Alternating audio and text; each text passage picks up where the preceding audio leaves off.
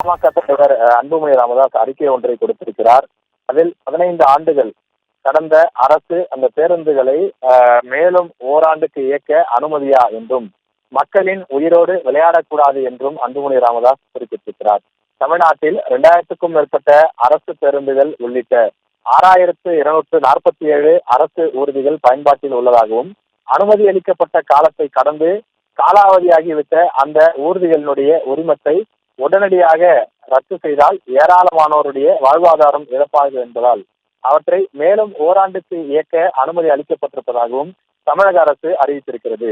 சாலைகளில் இயக்க தகுதியற்ற பேருந்துகளை தொடர்ந்து இயக்க அனுமதி அளிப்பது கண்டிக்கத்தக்கது என்றும் அவர் குறிப்பிட்டிருக்கிறார். வணிக பயன்பாட்டுக்கான ஊர்திகளை 15 ஆண்டுகளிலும், தனிநபர் பயன்படுத்துவதற்கான ஊர்திகளை 20 ஆண்டுகளிலும் செயல்பாட்டிலிருந்து கடந்த 2023ஆம் ஆண்டு ஏப்ரல் முதல் மத்திய அரசு நடைமுறைப்படுத்தி வருகிறது என்று குறிப்பிட்டிருக்கிறார்.